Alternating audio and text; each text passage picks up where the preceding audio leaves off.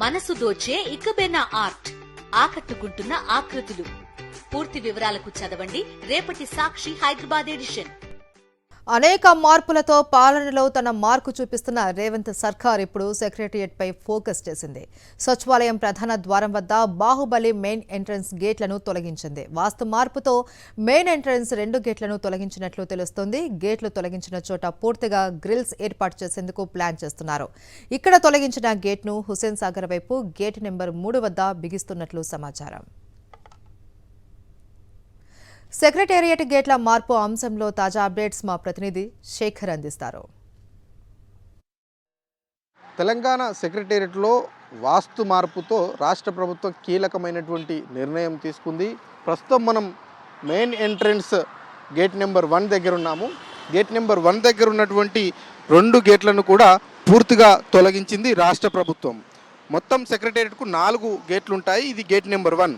ఈ gate number 1 రాష్ట్ర ముఖ్యమంత్రి సిఎస్ మాత్రమే ఇందులో నుంచి ఎంట్రీ అయ్యేవాళ్ళు. కానీ కేసీఆర్ ప్రభుత్వంలో మాత్రమే అది జరిగేది.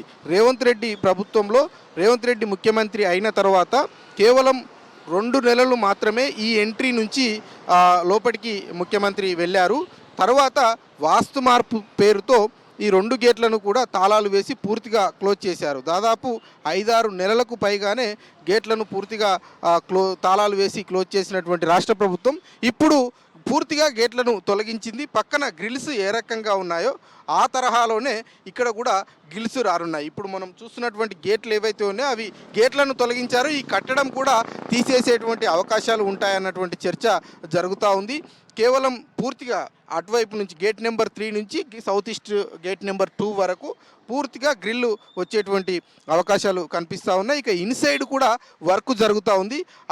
గేట్ నెంబర్ 3 నుంచి సౌత్ ఈస్ట్ గేట్ నెంబర్ 2 వరకు స్ట్రైట్గా రోడ్డు పడుతుంది. అట్లాగే తెలంగాణ తల్లి విగ్రహానికి సంబంధించినటువంటి ఏర్పాట్లు కూడా చకచక జరిగిపోతూ ఉన్నాయి. డిసెంబర్ 9వ తేదీన తెలంగాణ తల్లి విగ్రహాన్ని ప్రారంభించేందుకు రాష్ట్ర ప్రభుత్వం కసరత్తు చేస్తున్నటువంటి నేపథ్యంలో ఈ గేట్లను పూర్తిగా తొలగించడం అన్నది కీలకమైనటువంటి నిర్ణయమని చెప్పుకోవచ్చు. ఎందుకంటే రాష్ట్ర ప్రభుత్వం తెలంగాణ రాష్ట్రం ఏర్పడిన తర్వాత సెక్రటేరియట్ను చాలా ప్రతిష్టాత్మకంగా నిర్మాణం చేపట్టింది. వాస్తుకు సంబంధించినటువంటి విషయంలో కావచ్చు. దీనికి బాహుబలి గేట్లు అన్నటువంటి పేరు కూడా ఉంది. స్ట్రైట్గా మనకు కనిపిస్తున్నటువంటి గేట్లను బాహుబలి గేట్లు అంటారు. ఇది బాహుబలి ఎంట్రీ గేటుగా దీన్ని పిలుస్తూ ఉంటారు. కాబట్టి గతంలో కేసీఆర్ ముఖ్యమంత్రిగా ఉన్నటువంటి సందర్భంలో ఇదే ఎంట్రీ నుంచి మాత్రమే ఎంట్రీ అయ్యేవారు. మిగతా మంత్రులంతా గేట్ నెంబర్ 3 నుంచి ఎంట్రీ అయ్యేటువంటి వాళ్ళు.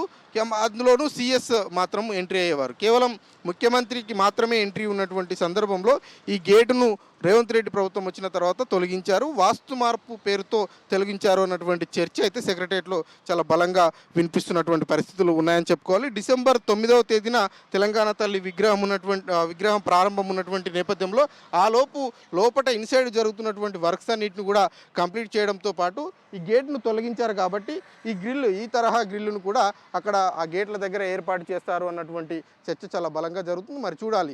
ఇప్పుడు గేట్లను తొలగించారు కాబట్టి రేపటి నుంచి ఎలాంటి వర్క్స్ ఇక్కడ జరుగుతారు, ఏ రకంగా ముందుకు వెళ్తారన్నది చూడాల్సి ఉంటుంది. వీడియో జర్నలిస్టు రవితో శేఖర్, సాక్షి టీవీ, సెక్రటేరియట్ నుంచి.